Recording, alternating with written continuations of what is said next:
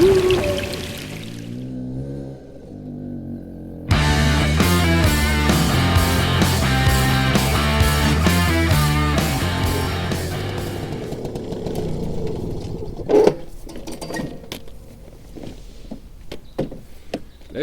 til vår tredje del av Uhus Jugger Tutorials.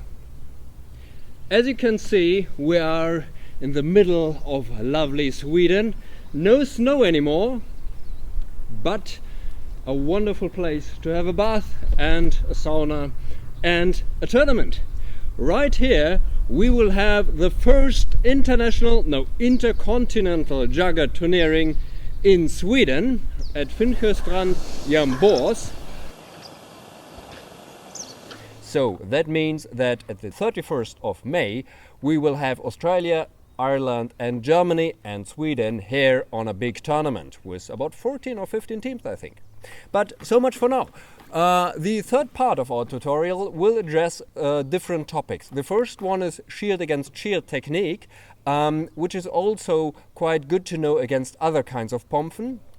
The other part will be the general outfit of a shield player, what I would recommend for shield players. And the third part, that addresses the topic of jugger rules. Because in Germany we have just got a new rule book through the voting, and there are some things that I would like to address, some thoughts on jugger and rule definitions. So I would say welcome to the third part, the next tutorial that will address shield against chain.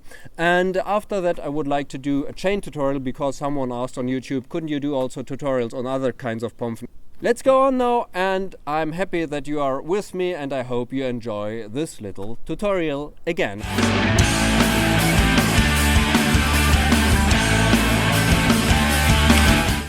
Okay, now I would like to show you some techniques that you can use in the shield against shield fight, but these techniques are also quite important when you are fencing against a longsword, for example. And we will see what happens right now. Some of these techniques I've already shown you in the second part of our tutorials, but now we will have an opponent here, so it's a little bit clearer what I mean. And therefore I have Jonas from Jambors Falka here, or we will just show you some little moves. One technique is to hit your opponent over the shield on the back. That means when you're fencing like this, you are hitting him over the shield, and when he tries to parry, that you go right over his parrying and hit the back. So in a real situation you may have it like that. And you see the pompe is not going like this, I'm saying, but the hand is coming round over his shield and hitting him there.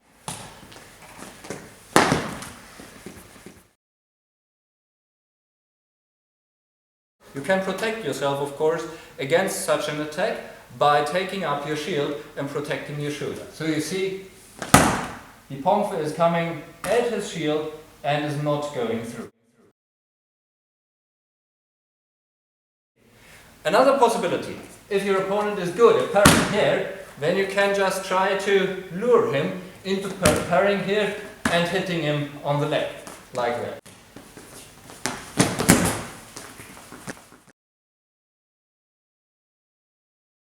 The next possibility against the shield is to hit the arm of the shield player, because our problem is we don't have so much range. We have to stretch our arm to get close to our opponent, and that means that our arm is a nice hit zone. For example, if he wants to hit me, I can always try to hit him on the arm. Go ahead.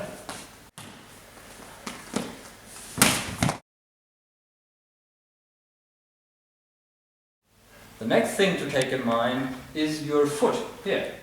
As I said in the second part, your foot is in high danger. So when you're standing in the line against each other and you are trying to see whether your opponent is attacking, be careful whether your opponent is just letting down his pompe. When he is thrusting, you might have no time to get hit with your foot, and he might hit you. The same problem occurs when you go forward or backward. When you go forward to me, then you're coming forward with your foot. So always keep your foot an eye on your foot so that you can see whether it is in danger. As I have shown you, the best way is to draw back your foot when you try to hit it.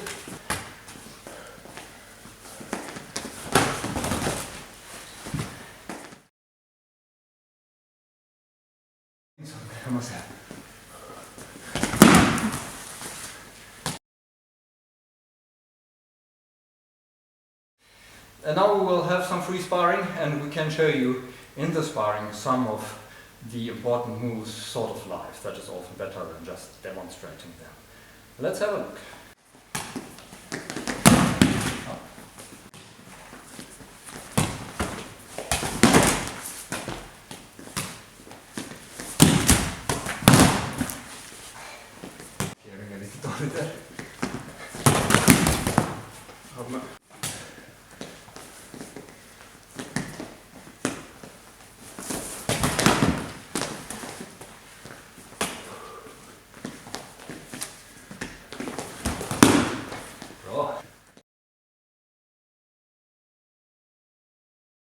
Well, hiding behind the shield seems to be quite effective. In fact, you cannot hit your opponent in any place, only the head, which you should not do.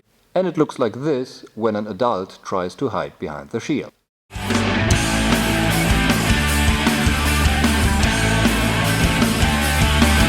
We can have a little look on the short sword and on the shield, because in the first part I have shown you, which I think is a good way to make the stuff.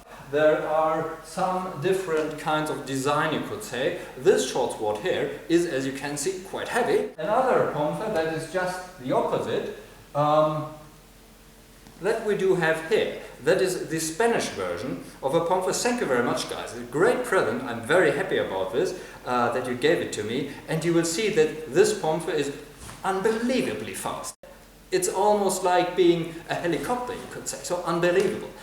Only drawback is, it could happen if you build such a pomfret here that's so lightweight and has such a padding that it could not get through the tournament pomfret check. The alternative is this one here. That's my personal pomfret. It is quite lightweight, you can say. It has a good padding. These applications may not get through a tournament check, but anyway, if you want to be absolutely sure, just do a padding over the whole length. So, for the pomfret, that's it. For the shield, we want to have a look on that again. I have said much about shield in the first part, and you see this is just the basic straps design that we had there. You can see that the straps have both ones snapped. That means that in the middle of a game, this shield started rolling around the ground, and I was standing there just with a short sword, which was very, very strange to be. And therefore I had to repair it by just putting some wood on it and new straps on it. Well, I've played this shield for almost 10 years, almost every week, you can say, or 1 or 2 times, but even so, the surface looks very good. And the surface does not have special protection, so the material is excellent. But you can see here, where I have put a patch on it, that the patch has cut into the material quite deeply. And I even had to repair it because otherwise the shield could suffer serious damage. So if you put patches on a raw surface, be aware that these patches, even if they are just some plastic, thin plastic stuff, these patches can do serious damage to your shield. So, when we take it all together, what can we do as a shield player? First you have your pomfret, you have your shield as said. Then I would recommend to take a protector on your right knee, because when you are playing you will go down on your right knee quite often. You go down when you're hit and you have to count. You will have to go down when you are evading the chain, like this, and for many other occasions. So it's a good idea to protect your right knee. I have no protector on my left knee because I think that's more encumbering. I'm more agile when I have no protector here, and the left knee is really no issue when playing a shield. Therefore, one protector, then you have your shirt. This glove I wouldn't recommend. That's more like a team sign. Because I'm player of Falco Jugger and Jaren Falkar, I have Falconer's gloves, you could say, one Falconer glove here, and if I get hit here, then it's a valid hit. So you have to be careful when using such gloves. You do not really need gloves when playing the shield and the short sword, but it might be a good idea because the main danger when playing comes to your thumbs, that someone hits your thumbs. The bandana, you could say, that I have looks quite piratey. You can say, okay, that's just a side note, but the main reason for that is a practical one. The hair should not get into the eyes, and therefore such a thing is just quite helpful, and you will see many players in other countries having such gear on their head. So that's almost all for the basic shield player, you could say.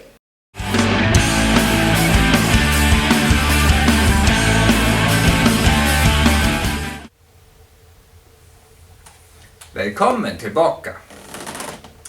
Well, I have thought a bit about the Jugger community, and I would like to share some thoughts that came to my mind. I have been keeper of the German Jugger rulebook for about 5 years, between 2007 and 2012. The German Jugger rulebook is more or less an orientation for the international Jugger rules, how you play sport Jugger, you could say. It has become that. And therefore I think it is important to reflect on the changes of these Jugger rules and on the principles that are touched by changing Jugger rules. And the core feature of Jugger is not just the sportive aspect. One of the core features is the community itself, is this unique atmosphere you get when you get on a tournament. When you are taking part in a tournament, first you are playing against other teams. You want to win in every case, absolutely. You want to play sportive as possible, as successful as possible. But after that, after the games of a day, you are meeting the other players at a barbecue, on a party for example, and then you're speaking with them. And I always experienced these parties as excellent times. It was excellent to meet other people that I've never seen before. It was really what you can call an international exchange, the ideal of sports communication between different countries, between different players. We had a common ground, and this common ground was Jugger. Now, what does that mean for the rules? When I'm looking at the current rule discussion, what I'm seeing right now, again you could say, is a tendency to define everything, to have everything precisely written down. For example, should it be allowed for teams to touch the starting line with their foot? And if not, which penalties should the referee hand out to the team if the team does touch the starting line more than once or so? But then consider, which kind of advantage would the team get if they are touching the starting line with their toes instead of not touching it like the other team? They will hardly be the first at the skull only because they, well, happen to touch the starting line. It really doesn't matter. But in fact, if a referee starts handing out penalties for that, then it gets interesting, because then the fun of the game is spoiled for both teams. If you strengthen control, then on the other hand, you are just minimizing the personal responsibility, because there is some other instance that takes care of those things that are usually your personal responsibility. We want fair play in Jugger, because fair play is one of the key aspects of this sport. Without fair play, the whole game just falls apart. And therefore, we should not just max out our rules, you could say, make them more and more and more detailed to avoid every chance to get whichever advantage ever if you spoil the rules. There will always be people who find ways to hack the rules, to spoil the game. Of course, you need referees to see whether someone is hit. But these referees should be moderators. They should only intervene if the two teams do not get a common solution to a problem. And it's good that the referee does not see every hit, because then, if the referee does not see every hit, you as a player get the responsibility yourself to feel whether you are hit. And that's a good training, and that's good for the game. And teams who do not feel hits, in principle, or players, they soon get downgraded, you could say. Or say, oh, that team, no, they are not playing fair, they're cheaters. So I think it is not important to have as many referees as possible, as much control as possible. No, it is important that we have personal responsibility and common sense. Consider this when you are speaking about rule changes. Is the rule really of core importance for the game? Yes? Okay, write it down. Is the rule of main importance for safety? Okay, write it down. May the rule probably be important because someone could get an advantage over another team if he tries to abuse the rule by some way? Ah, for fun. That common sense rule. Speak with the other players. Speaking our language is our main power. Control acts against freedom, against personal responsibility, and threatens to spoil the fun that we enjoy with this very unique sport. And folks, you are a unique community. You are great. I've never met so many great people like in Jugger. I have never met so many people so tolerant, so nice to speak with, and to fight so hard like you.